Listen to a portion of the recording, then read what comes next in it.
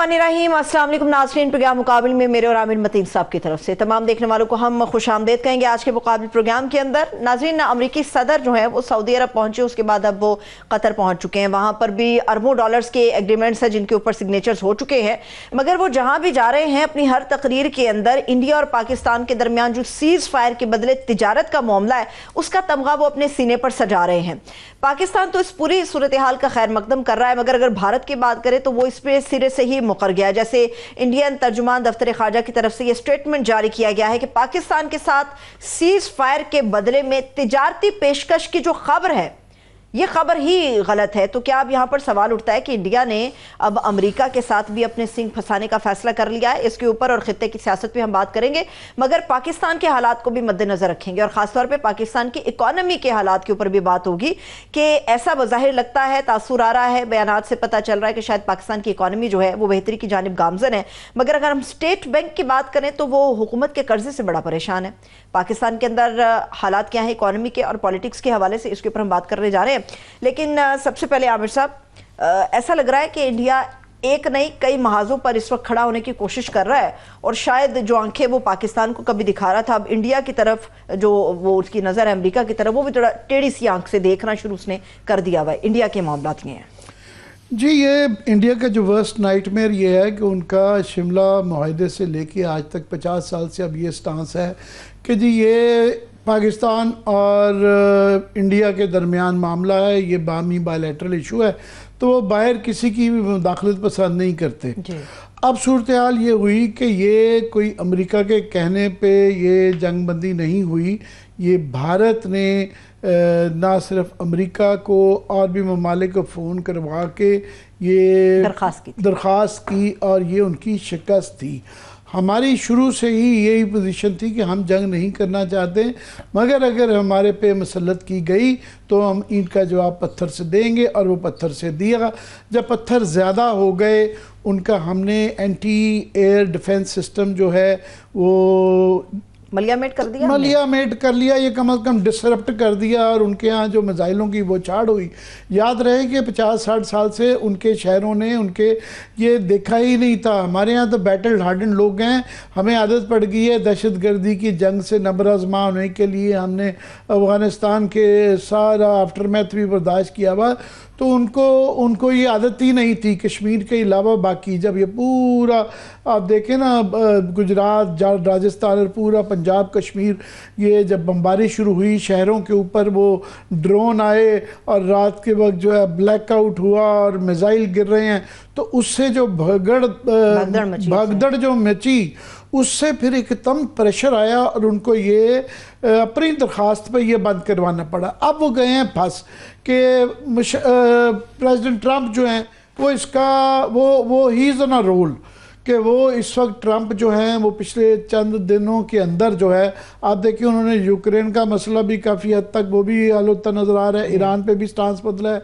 उन्होंने, नेतन्याहू को फारिग करके वो मिडल ईस्ट की भी जो है सऊदी अरेबिया से 600 अरब की कमिटमेंट वो ले बैठे हुए हैं, वो गल्फ़ कॉपरेशन की उससे भी कर रहे हैं, और वो जो है चीन के साथ भी उन्होंने मसालत कर ली, तो वो क्रेडिट ले रहे हैं कि जी ये मैंने करवाया है। इंडिया पाकिस्तान में अगर दोबारा दिखा सकें कि ये क्या ट्रंप साहब कह रहे हैं जी, अब इंडिया फंस गया है कि वो ज़ाहिर है उनके फ़ॉरेन ऑफिस ने भी ये इनकार किया है कि पाकिस्तान से सीज़ फायर के बदले तजारती पेशकश की खबर गलत है, और बिल्कुल जी उन्होंने ट्रंप का बयान मुस्तरद कर दिया है और तजारत से सीज़ फायर का कोई ताल्लुक़ नहीं है, वो ये कह रहे हैं। मगर ट्रंप को आउट ऑफ द वे जाके वो नाराज़ भी नहीं कर सकते। उनका बहरहाल जो है इस वक्त ट्रेड जो है वो $100 बिलियन से ज़्यादा अमेरिका से है, और अब जो बदलती हुई सूरत हाल में चीन के जो रूस देखे न्यूट्रल है, चीन हमारी तरफ है, अब अमेरिका ही उनका एक सहारा रह गया है, जो उन्होंने अगर आगे असला ख़रीदना है और हमारे से मुकाबला करना है तो वो ट्रंप को नाराज़ भी नहीं कर सकते। मगर उनके लिए डोमेस्टिक प्रेशर इतना आ रहा है कि अब जो है आहिस्ता आहिस्ता वो जो डिनाइल की सिचुएशन थी कि नहीं जी हमने ये बराबरी पे कर लिया, और वो जो पहले तरीका था कि वो पुलवामा के बाद भी और उससे पहले उड़ी के बाद भी कि जी हमने देखे वो प्रोपेगेंडा ऐसा, वो इस दफ़ा प्रोपेगेंडा नहीं चल रहा, इस दफ़ा शवाहिद इतने ज़्यादा हैं कि वो नज़र आ रहा है कि लोगों को कि ये नहीं, इस दफ़ा हमें शिकस्त हुई है और इबरतनाक शिकस्त हुई है। वो शवाहिद इस तरह हैं कि आहिस्ता आहिस्ता मीडिया भी बोल रहा है, फिर वो लोग जिनको ये उनके मीडिया ने उम्मीद दिलाई थी कि हम कराची भी फतह कर चुके, लाहौर भी कर चुके और इस्लामाबाद पे भी हो गया, तो अब जो वो कब्जा नहीं हुआ और उल्टा नज़र आ रहा है, तो उनके यहाँ अब आवाज़ें आनी शुरू हो गई हैं।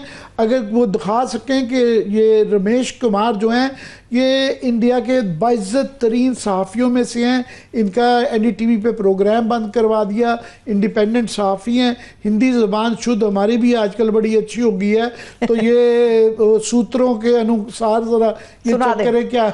आमिर साहब, ये सिर्फ अपने सहाफ़ी को नहीं, दुनिया भर का जो सहाफ़त का मामला है वहाँ पर इंडिया में, उनको भी मुकम्मल तौर पे बैन उन्होंने कहा। दो चीज़ें, एक तो उन्होंने कहा कि अगर इंडिया की विक्ट्री हो गई है, वो फतह याब हुए हैं, तो जश्न क्यों नहीं है? क्यों नहीं है? क्यों बाजारों में हमारे देखे ना जश्न चल रहा है ना 2-3 दिन से, और जबरदस्त बात है इसमें तमाम लोग हैं आमिर साहब, इसमें कम्युनिटी सब है, सब लोग, आतिशबाजी चल रही है, चट्टे लग रहे हैं, तो वो नजर आती है लोगों को आजकल के ज़माने में बेवकूफ़ नहीं बनाया पता।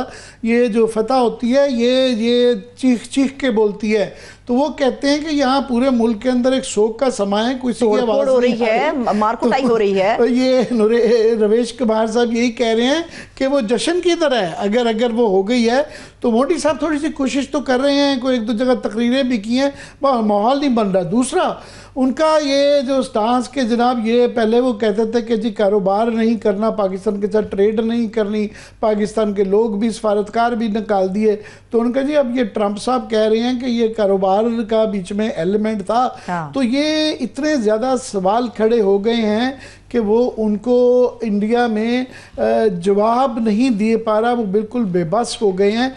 एक तो ये जो जंग के सूरत पे जो एक पहले वो एक घड़ लिया जाता था कि देखें वो पहले सर्जिकल स्ट्राइक की और वो उस दौर में 2016 में, और वो कि जिस वो बैना वो हमने का यहाँ से कहा कि जनाब एक कबाब मरा हुआ नज़र आया था, और उसके बाद मगर उन्होंने एक माहौल बना लिया और इलेक्शन के अंदर यूज़ भी कर लिया। 2019 में अभिनंदन का वाक़या हुआ, बालाकोट हुआ, सब कुछ हुआ, मगर वो अभिनंदन को वो चाय पिला के भेजा, उसको हीरो बना दिया, फिल्में भी बन गई, और वो उसको मार खा के गया और उसमें फिल्में बना दी, हीरो बना दिया उसको।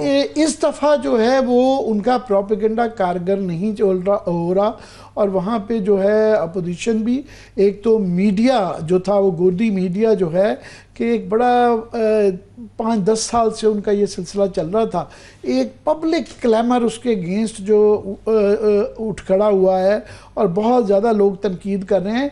ये रमेश कुमार साहब का भी ये प्रोग्राम फॉर एग्ज़ाम्पल NDTV में बंद करवा दिया गया था, तो एक वो जवाब नहीं दे पा रहे, उनसे जवाब पूछे जा रहे हैं कि जी हमें सबूत दें कि हमने जो है अगर कोई कामयाबी हासिल की है तो सबूत दें।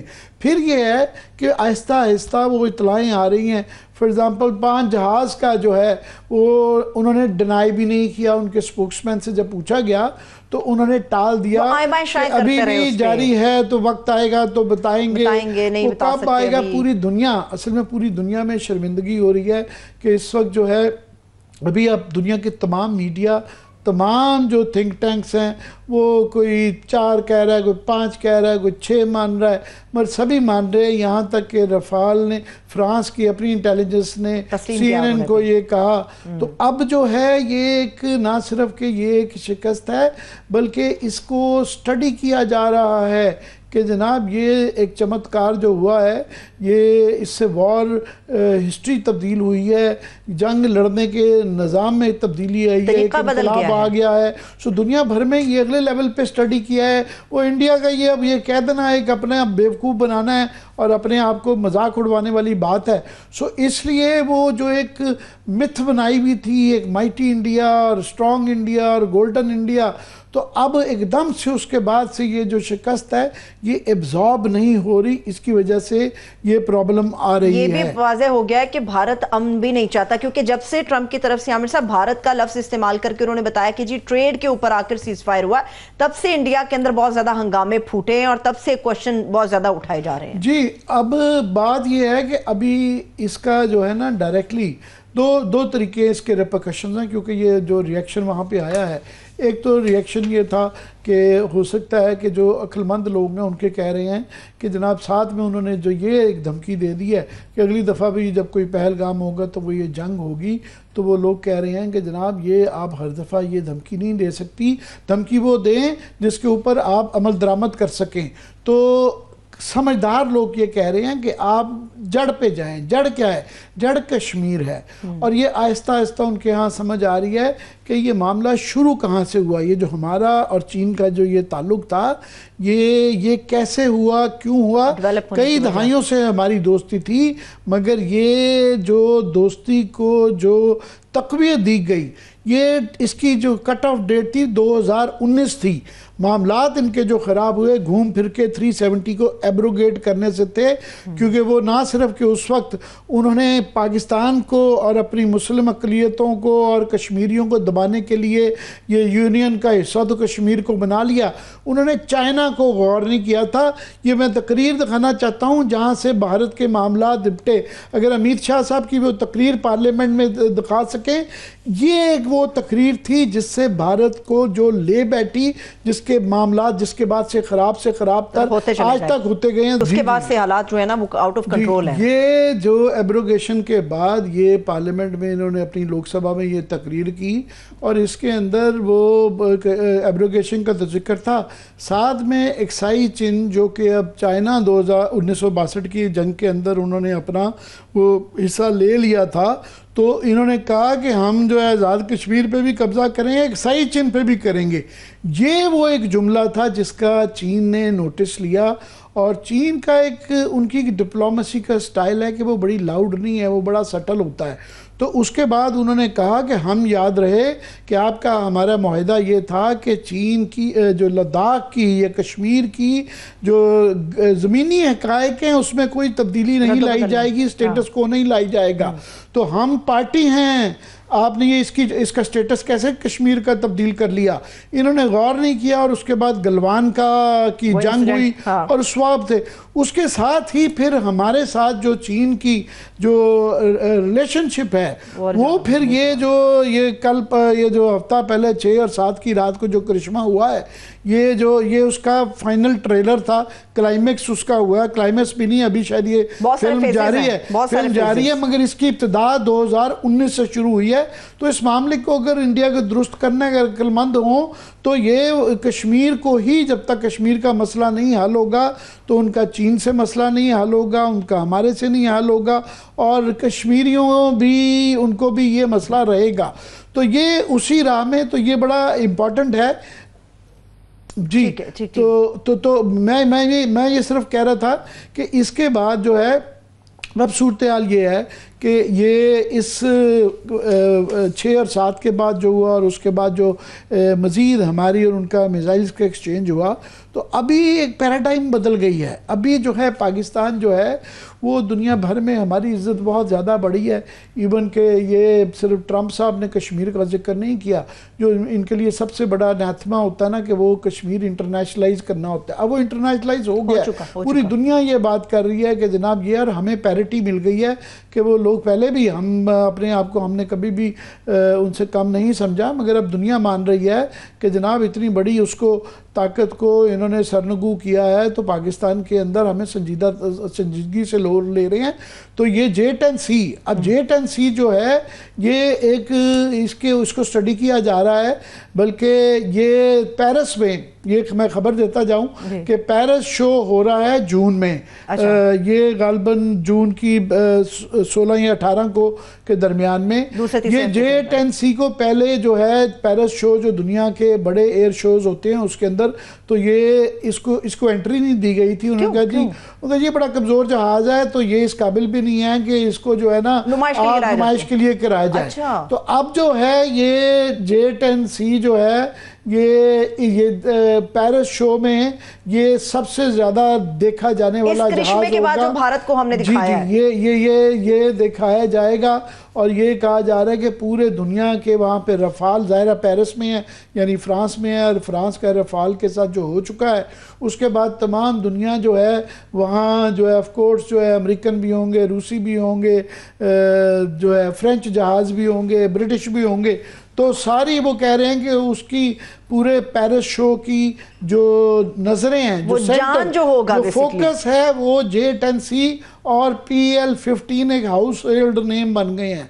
जो PL-15 मिसाइल है जो इसके साथ लेस है और जिसने रफाल का जो स्पेक्ट्रा रेडार है। अब ये देखें ये टर्मिनोलॉजी हमारे भी बच्चों को याद होगी, किसी को क्या पता था J-10C क्या होता है, JF थंडर हम बनाते हैं पर किसी को पता नहीं थी। बच्चे को PL-15 इस जमाने में F-16 जो था ना वो उड़ाते आ रहा, और साथ में गेट के ऊपर जो है ना हर बस के ऊपर जो है ना वो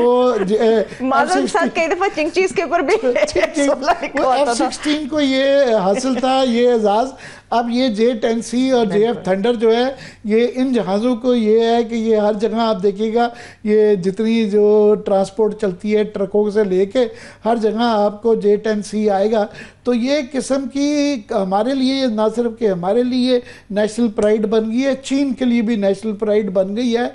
और उस वजह से ये है कि ऑफ कोर्स भारत ने इसको they will not take it lying down, और वो उसकी तिलमिला रहे हैं, मगर क्या करेंगे जो भी कुछ वो करेंगे इस वक्त चीन की टेक्नोलॉजी को अमेरिका नहीं मैच कर रहा, और वो उनको कंपनीज देने में जो है वो तामुल होंगी। हमें हर कोई ब्रांड जिस तरह हमने सुरखरू किया चीन को, हमें हर कोई देने में वो बिल्कुल आमिर साहब, लेकिन ये हमारे लिए फख्र की बात है। अगर J-10C की आप बात कर रहे हैं तो दुनिया भर के कई ऐसे ममालिक हैं जो इस वक्त पाकिस्तान के साथ रब्ता कर रहे हैं कि हमारे पायलट्स जो हैं उनको भी पाकिस्तान की जो फिजाई है वो तरबियत फराहम करे। एनी हो गुफ्तगू आगे बढ़ाते हैं, मगर अपने मेहमान का तारुफ मैं करा देती हूँ।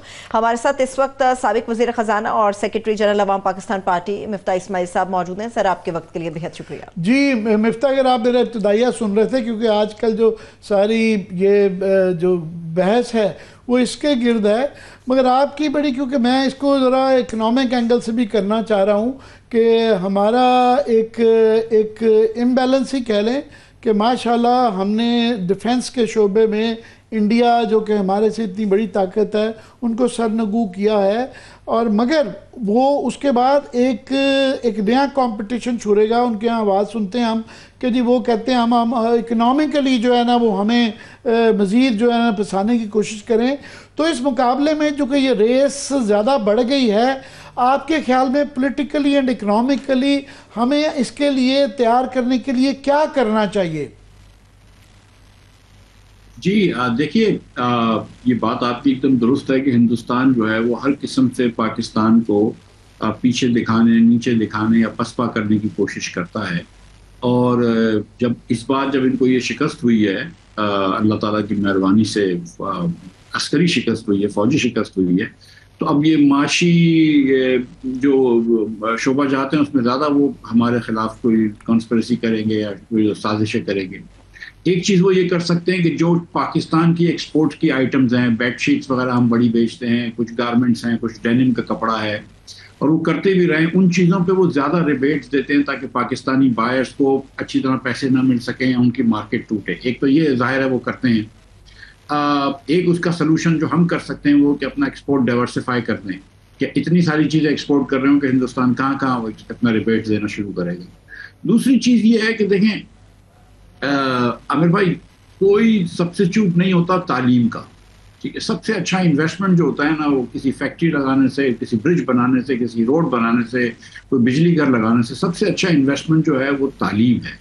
और तालीम की बेहतरीन जो तरीका है वो स्कूल बच्चों को भेजना है। अगर हम बच्चों को स्कूल नहीं भेजेंगे, हमारे 40% 50% बच्चे स्कूल नहीं जा रहे होंगे, तो हम बदस्तूर हिंदुस्तान से पीछे आते रह जाएंगे, ठीक है। अब जितनी भी तल्ख बात है, आज भी हम ये पता चलिए कि तमिलनाडु से भी हम पीछे रह गए। हमारी मईशत जो है वो इनके एक रियासत तमिलनाडु से पीछे रह गई।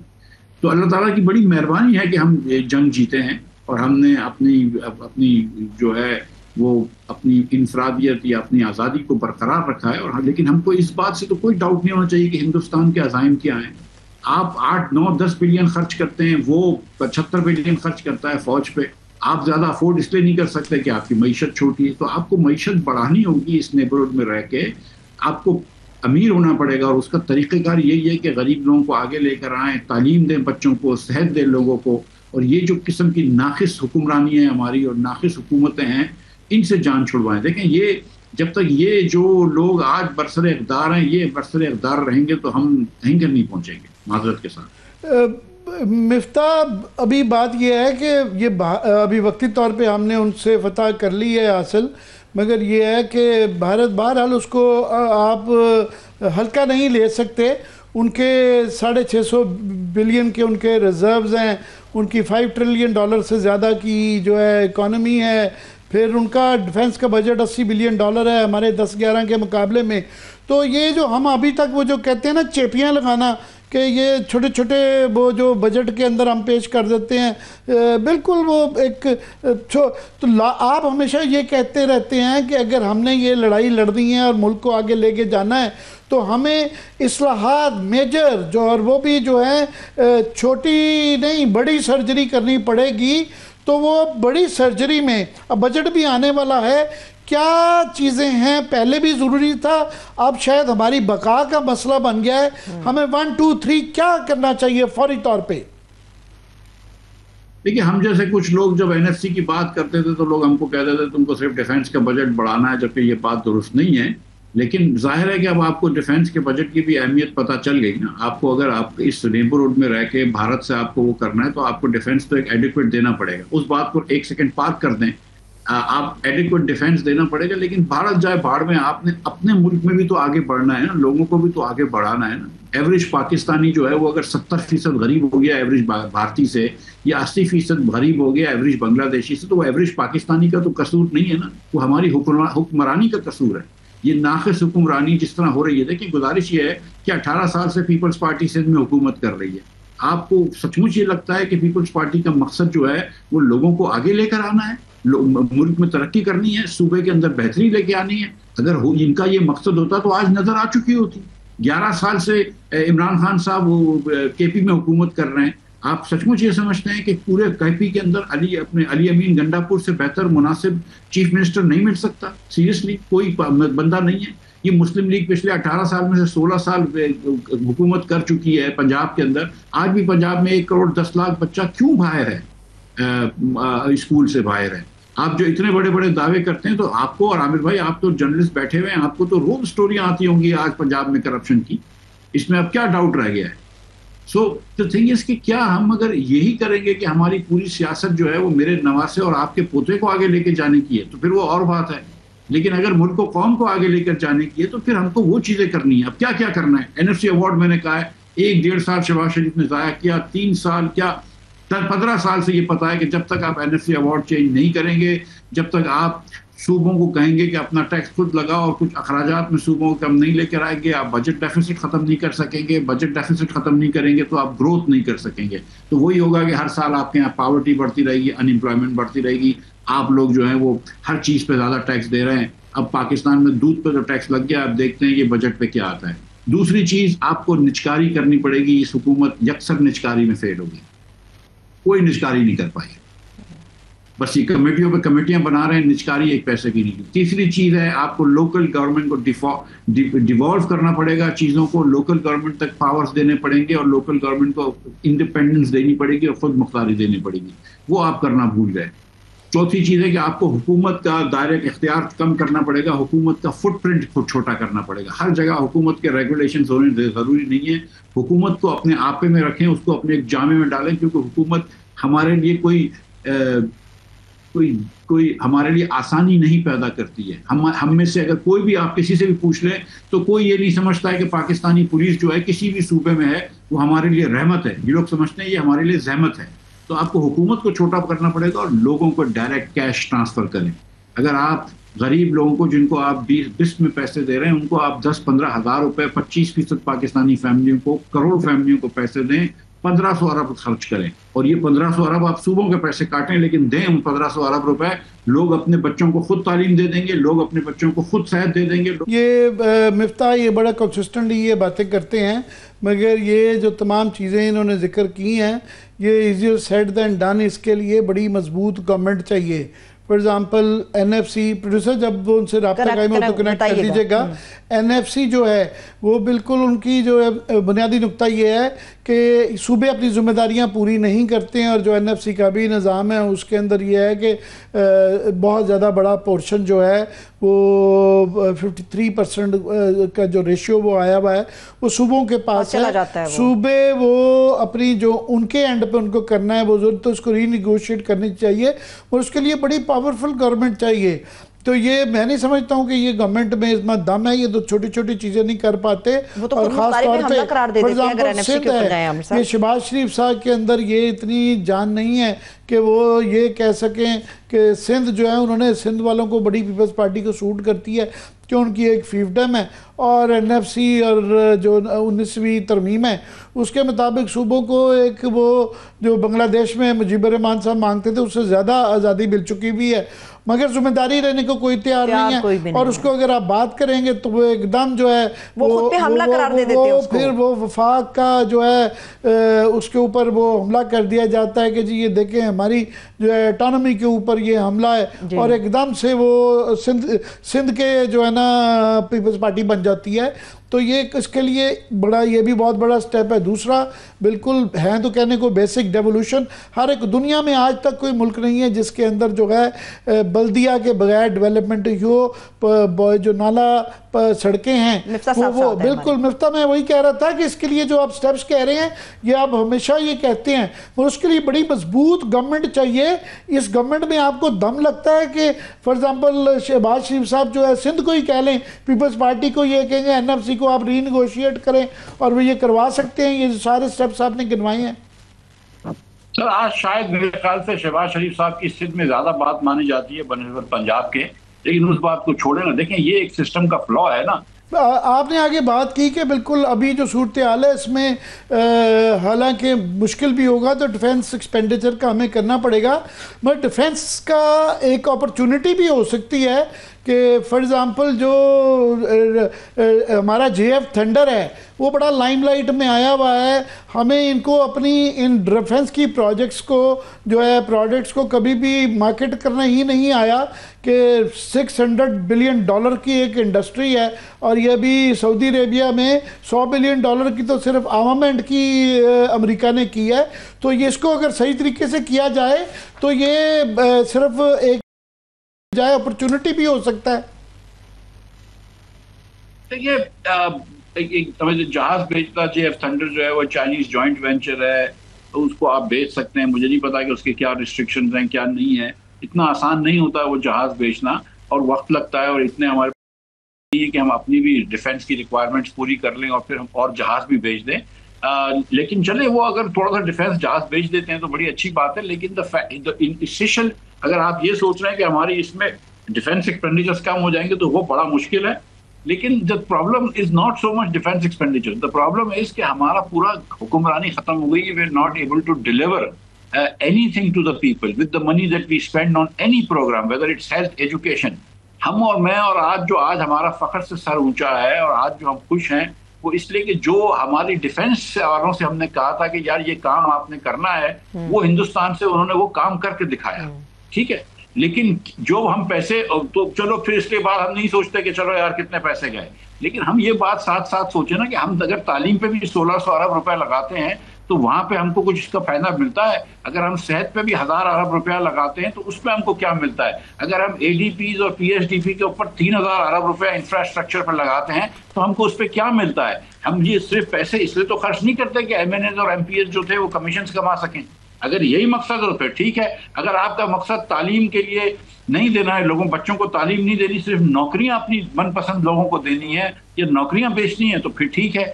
लेकिन अगर हुकूमत सिर्फ नौकरियां ही बेचती रहेगी तालीम के बहाने, लेकिन तालीम नहीं देगी तो कौम तो पीछे रह जाएगी ना। जी बिल्कुल मिफ्ता, क्योंकि बजट आ रहा है तो ये इस सिनारियो के अंदर ये भी देखना है कि हमने क्या किन लाइंस पे करना चाहिए। पर अभी तक जो इशारे आ रहे हैं, जो फीलर्स आ रहे हैं गवर्नमेंट के, वो ही पुरानी जो 20-30 साल से एक तरीक़ाकार है कि एक्सपेंडिचर्स की आपने बात की, ये शायद अच्छी खबर बताई जा रही है कि IMF के प्रेशर की वजह से उन्होंने अपनी कंडीशनलिटीज़ के अंदर रखा हुआ है कि आपने एक्सपेंडिचर्स के अंदर कम करना है। मगर ख़ास तौर पे मैं चाहूँगा कि जो बजट के टारगेट्स बताए जा रहे हैं कि अभी जो है वो पिछली दफ़ा तकरीबन जो है 800 कुछ बिलियन की तो शॉर्टफॉल रही, ओवरऑल शायद 1100 का जून तक ये वो फिगर हो जाएगा। मगर मज़ीद जो है आप उसके अंदर 2000 अरब रुपए का और टारगेट तकरीबन रफली 1500 अरब रुपए का जो डाल रहे हैं, तो ये क्या जिन लाइंस पे बताया जा रहा है ये ठीक हैं? कहाँ से ये बजट उन्हीं पुराने जो पहले पकड़े गए हुए हैं सैलरीड क्लास वगैरह उन्हीं को ही निचोड़ा जाएगा या कोई और तरीके हैं? कोई और तरीका नहीं है, क्योंकि जो बाकी तरीके हैं उनको आप रिजेक्ट कर चुके हैं।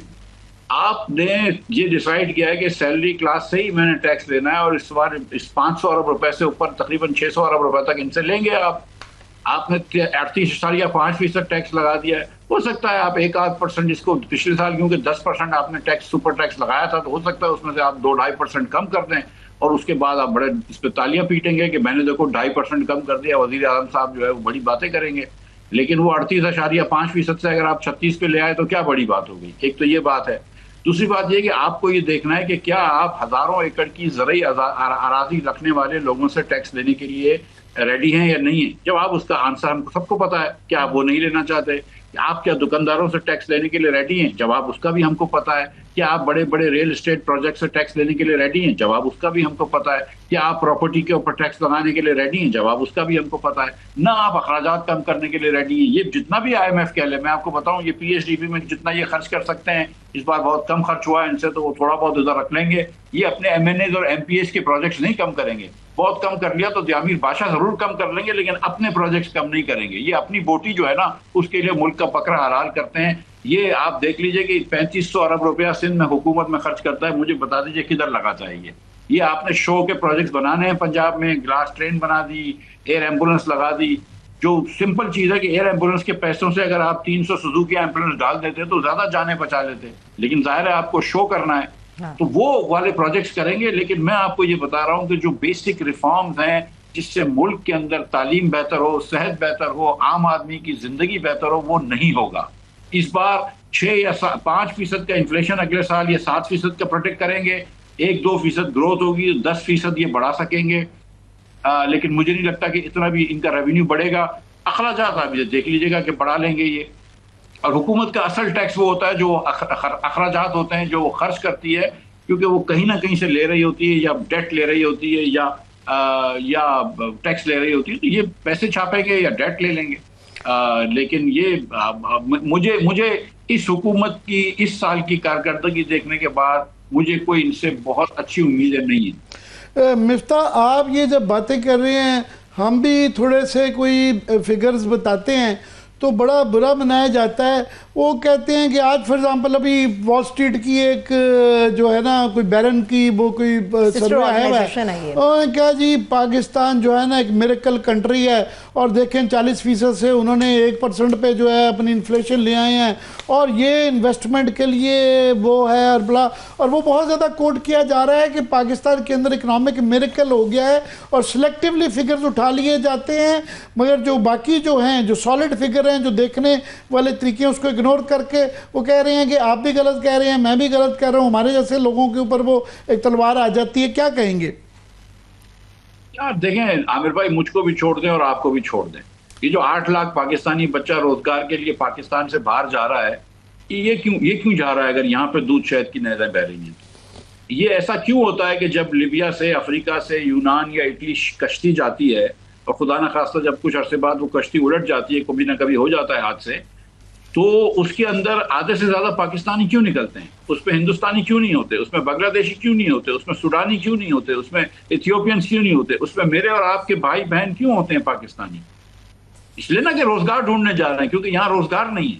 क्या ये बात दुरुस्त नहीं है कि 10 करोड़ 50 लाख लोग खतरे गुर्बत के नीचे हैं? क्या ये बात दुरुस्त नहीं है कि 1 साल के अंदर 1.5 करोड़ लोग और गए खतरे गुर्बत के नीचे? क्या ये बात दुरुस्त नहीं है कि आज पाकिस्तान में अनएम्प्लॉयमेंट और बढ़ गई है मजीद, और हर साल अनएम्प्लॉयमेंट बढ़ रही है? क्या ये बात दुरुस्त नहीं है कि पिछले 3 साल से औसतन पाकिस्तानी हर साल गरीब होते जा रहा है? क्या ये बात दुरुस्त नहीं है कि आपकी कुव्वत खरीद कम होती जा रही है? जब आप ये कहते हैं कि अफरात ज़र कम हुआ, महंगाई की रफ्तार में कमी आई है, और लोग आप कहते हैं कि भाई हुकूमत का बयानिया नहीं बिक रहा। हुकूमत का बयानिया इसलिए नहीं बिक रहा कि गो के महंगाई की रफ्तार जिस तेजी से बढ़ रही थी महंगाई, वो उसमें कमी जरूर आई है, लेकिन लोगों की कुव्वत खरीद उससे ज्यादा कम हो गई है। तो आप आज नहीं खरीद सकते वो चीजें जो आप पिछले साल खरीद सकते थे, क्योंकि आपकी आमदन कम हो गई है। तो हुकूमत को, ठीक है, आप इश्तिहार में आप 60 पेज के इश्तिहार निकाल सकते हैं, हुकूमत निकाल रही है, लेकिन 60 पेज के इश्तिहार निकालने के बाद भी एक प्रोविंशियल असेंबली की सीट जीत के दिखाए ना फॉर्म 45 पे। जी, वो बिल्कुल के घूम फिर के जो बुनियादी जो इंडिकेटर्स होते हैं, पैमाना यही है जो आपने कहा कि 44% जो है ये पावर्टी है, और 22% जो है गालबन वो जो सेंसस आया था अनएम्प्लॉयमेंट है, और सबसे ज़्यादा यूथ जो है 2 करोड़ के करीब जो है उसके अंदर यंग लोग हैं ज़्यादा। फिर वो घूम फिर के आ जाता है कि जी देखें ये तरसीलात बड़ी अच्छी बात है कि तरसीलात आ रहे हैं, पर उसमें गवर्नमेंट का क्या कमाल है? तो गवर्नमेंट का कमाल ये है ना कि यहाँ पे क्योंकि मईशत आपने एकदम स्लो रखी है, आप रिफॉर्म नहीं कर रहे, यहाँ पे रोजगार नहीं है, तो लोग मजबूरन बाहर जा रहे हैं मुल्क के। जब लोग मजबूरन बाहर जा रहे हैं मुल्क के, तो फिर लोग तरसीलात बढ़ा रहे हैं। ये कमाल है हुकूमत का कि आपने मुल्क का इतना अबतर हाल कर दिया है कि ज्यादा से ज्यादा लोग, हमारे जो नौजवान हैं, वो कोशिश करते हैं कि बाहर चले जाए, जो जा सकता है वो चले जाता है। ये आपने हाल किया हुआ है। आपने कभी ये सोचा है कि यहाँ पे पाकिस्तानी जो है उसको आपने किस तरह नौकरी देनी है? यहाँ पे जो पाकिस्तानी है उसको आपने किस तरह आगे लेकर आना है? आप तो ये नहीं सोच रहे। जी मिफ्ता, मैं एक चीज़ समझना चाहता हूँ कि हमारे दोस्त हैं कुलीग शहबाज राना, उनकी मैं खबर देख रहा था, उन्होंने कहा कि ये जो बजट बनाने जा रहे हैं उसके अंदर जो एक्सचेंज रेट है वो डॉलर का 290 के ऊपर जो है ना वो रख रहे हैं कि जी 3.6% की डिप्रीसिएशन। तो ये आपको आवाज़ आ रही है? जी जी, मुझे आवाज आ रही है। ये जो 290 का डॉलर रख के सारी जो प्लानिंग की जा रही है, हम तो काफ़ी लोग ये कह रहे थे कि ये असूली तौर पे अपने से ओवररेटेड है, तो ये नीचे आना चाहिए था, मगर ये तो फिर खुद पुश कर रहे हैं ऊपर ले जाने के। इसके पीछे क्या इसरार है? मुझे लॉजिक जरा समझाएं। ये देखें, ये एक हुकूमत का एस्टिमेट होता है, IMF से कुछ बात की होती है, कुछ IMF के अपने एस्टिमेट्स होते हैं, कुछ हुकूमत के एस्टिमेट्स होते हैं, कुछ स्टेट बैंक के एस्टिमेट्स होते हैं। और इसका ये मतलब नहीं है कि हुकूमत ने इसको टारगेट किया हुआ। इसका ये मतलब है कि हुकूमत का ये ख्याल है कि एवरेज, अगर ये 290 कह रहे हैं तो हुकूमत का ये ख्याल है कि एवरेज डॉलर की वैल्यू जो है ये 290 हो जाएगी। ये इनकी एक्सपेक्टेशन होती है, हमारा इन्फ्लेशन देख के, हमारी फॉरेन करेंसी की हालात देख के ये एक कोशिश होती है। इसका ये टारगेट नहीं है। मगर ये इंडिकेट क्या करता है इकोनॉमी के पॉइंट ऑफ व्यू से? ये कोई अच्छी मुस्बत बात है या मनफी बात है? देखिए, अगर आपका रुपया नीचे जा रहा है तो ये अच्छी बात तो नहीं है ना। लेकिन अगर आपका रुपया नीचे जा रहा है, आपको इसलिए लग रहा है कि, गुजारिश ये देखें आमिर भाई कि हमने पिछले दौर में बहुत का कर्ज लिया हुआ है, वो कर्ज हमको वापस करना है, और अब तक हमको पाकिस्तानियों को बहुत ज्यादा नया कर्ज नहीं मिलता है। नया कर्ज नहीं मिलता है तो हम मार्केट से डॉलर उठाते हैं तो रुपया प्रेशर पे आ जाता है। उसकी वजह से ये हुआ है। अल्लाह ताला का ये शुक्र है, मैं आपको सच बताऊं कि थोड़ा सा हमारा जो है वो इम्पोर्ट जो है वो स्लो है, और हुकूमत ने इम्पोर्ट को स्लो रखा हुआ है, मईशत को स्लो रखा हुआ है, और थोड़ी सी तरसीलात ज़र आ गई हैं, तो जिसकी वजह से हमारे पास ये डॉलर अवेलेबिलिटी है कि जिसके तहत हम पैसे वापस कर सकते हैं। लेकिन हमारी कोशिश ये होनी चाहिए कि हम तो अखराजात कम कर लें। जब तक हम बजट डेफिसिट कम नहीं कर सकेंगे, हमारा करंट अकाउंट डेफिसिट कम नहीं होगा। वो इसका आपस का रिलेशन होता है। लेकिन अब हमारे जो पिछले गुनाह हैं उसकी सजा तो आज हमको मिल रही है ना। जब आप बार बार कर्ज ले रहे हैं तो आज आपको जो कर्ज वापस करने जा रहा है उसकी वजह से आपके डॉलर रुपए पे प्रेशर आ जाता है। जी, वो मैं देख रहा था कि 75 खरब के करीब जो है ना वो ये हमारा कर्जा बढ़ गया हुआ है। मैं लास्ट ईयर आपसे समझना चाहूँगा कि ये जो टैरिफ वॉर जो चल रही है उसका एक नेक्स्ट गियर लगा है। चीन और अमेरिका के दरमियान अब तस्फिया हो गया है कि जी 90% उन्होंने जो है वो 35% कर दिए और चीन ने 10% जो है टैरिफ रखे। तमाम मुल्क नेगोशिएट कर रहे हैं। इसमें हमारे लिए मुश्किलात भी हैं, अपॉर्चुनिटी है, ये मुश्किलात हैं, हमें उसके साथ कैसे इसके साथ नबरआज़मा होना चाहिए। देखिए, मैं सच्ची बात बताऊं कि ये जो जंग में आपको जीत मिली है ना, इसका बड़ा फायदा हो गया। जो एक हिंदुस्तान को लोग का एक हवा बना हुआ था, हिंदुस्तान के अंदर भी एक गुरूर सा आ गया था, एक एरोगेंस आ गई थी, और दुनिया के अंदर भी बड़ा हिंदुस्तान का वो आ गया था। तो आप सबको समझ में आई कि हिंदुस्तान जो है वो कोई जिन नहीं है, पाकिस्तान ने इनकी भी फैटी लगाई है। तो थोड़ा सा रिस्पेक्ट बढ़ जाता है। मैं आपको सच्ची बात बताऊं, देखिए हमारा रिस्पेक्ट कम हो जाता है जब हमारा वजीर आजम हर जगह जाके पैसे मांगता है, ये बात दुरुस्त है। लेकिन अगर आप एक जंग जीत के आए हो तो थोड़ी सी इज्जत बढ़ जाती है।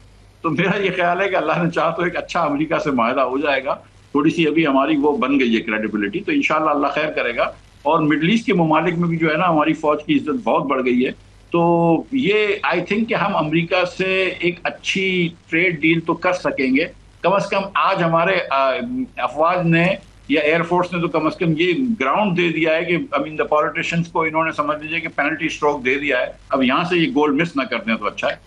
जी बहुत बहुत शुक्रिया मिफ्ता, आपने बड़ी हमने जरा वाइड रेंजिंग चीज़ों पे गुफ्तगू की, बहुत शुक्रिया। Thanks so much. Miftah Ismail साहब हमारे साथ मौजूद है। फौरी तौर पे एक ब्रेक लेते हैं, ब्रेक से वापस आएंगे तो इंटरनल पॉलिटिक्स की बात करेंगे। हमारे साथ रहिएगा।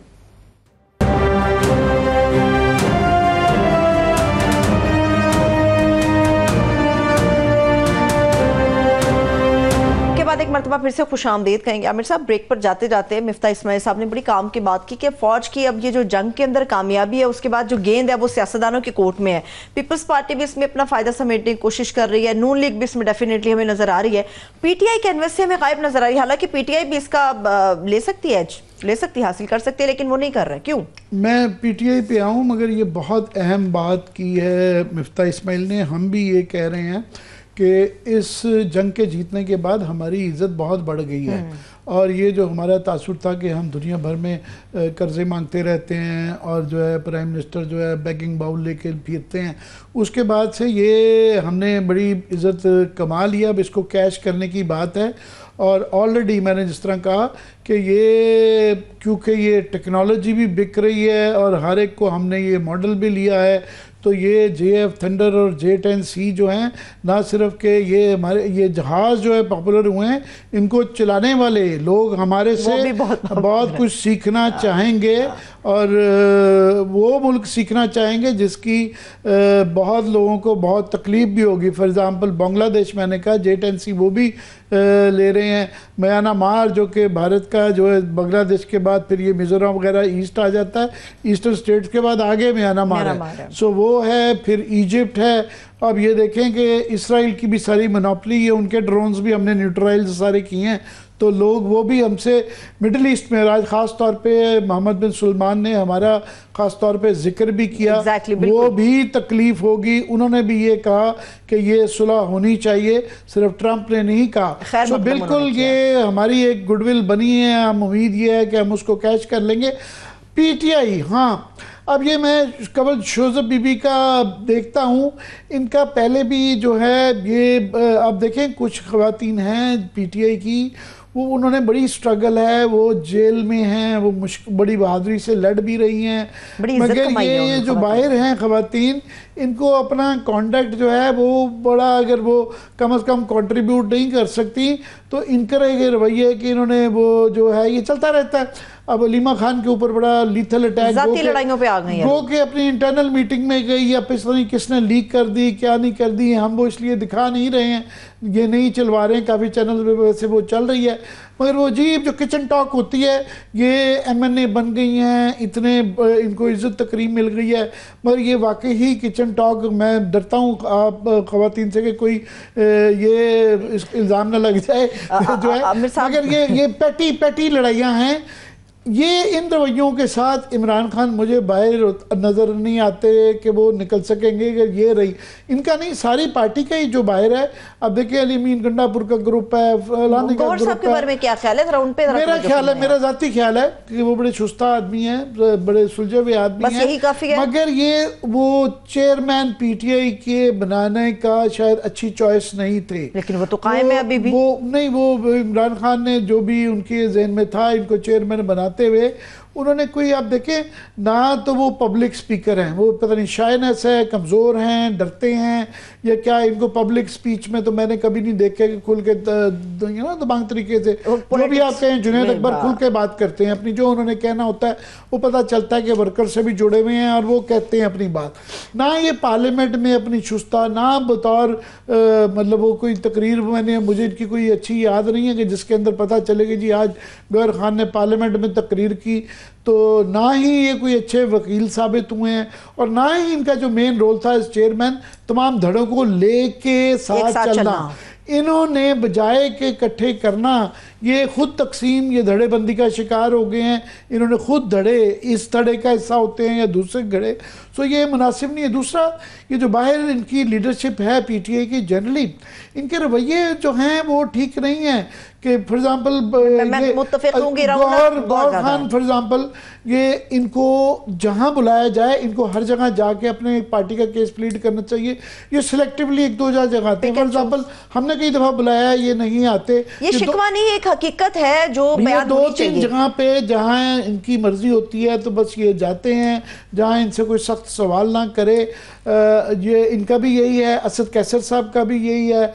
वो रऊफ खान है, हमारे एक दफ़ा स्टाफ, ये रऊफ हसन साहब, वो ये स्टाफ हमारा गया था, नहायत बदतमीज़ी करते हैं ये लोग स्टाफ के साथ। इनके रवैये जो हैं वो कोई सियासतदानों वाले नहीं हैं, और ख़ास तौर पे उस सियासत पार्टी के जो कि इस वक्त मुश्किल में है और जिनका लीडर बड़ा डाउन टू अर्थ रहता है। वो इमरान खान के ये बाकी इनके मुखालिफ जो मर्जी करें, ये इशूज़ नहीं है, मगर ये इनके रवैये से नहीं लगता कि ये स्ट्रगल कर रहे हैं और ये ऐसी पार्टी हैं कि जिनका लीडर जो है जेल में है और इनको छुड़वाना चाहिए।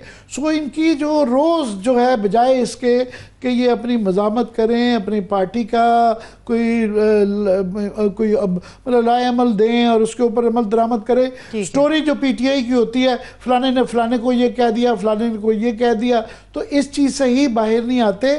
तो ये कुछ हद तक तो होता है पार्टियों में, मगर जो पार्टियां जो है इस वक्त बुरे बहरान में होती हैं, मुश्किल में होती हैं, उनके लीडर्स को कम से कम रवैयों में तब्दीली चाहिए कि वो तब्दीली करें। आखिरी चंद सेकंड है, जाते जाते एक आखिरी सवाल। कल है 15 मई और कल की डेडलाइन दी गई थी पीटीआई की तरफ से, कल वो फाइनल करेंगे अपनी मूवमेंट के खदोखाल को। आपको तहरीक चलती भी नजर आती है या बस बात यहीं पे रहेगी? नहीं, ये तो डिपेंड करता है कि ये अगर अपना if they can put their act together, अगर इकट्ठा करके अच्छा करें। मगर मुझे उम्मीद ये है कि इस वक्त जो मुल्क के हालात हैं, पाकिस्तान इंडिया की जो चल रही है, दोनों तरफ से अगर जेस्चर दिखाए जाएं, खास तौर पे हुकूमत से, कि ये मौका नहीं आने देना चाहिए। ये मौका है कि इनसे बातचीत करके फाहम तफहीम कर दी जाए, वरना मुश्किलात इस वक्त हम मुश्किल दौर से गुजर रहे हैं, तो फाहम तफहीम बड़ी जरूरी है। बहुत शुक्रिया, थैंक्स सो मच आमिर साहब। देखने वालों का शुक्रिया, अपना ख्याल रखिए, खुदा हाफिज़।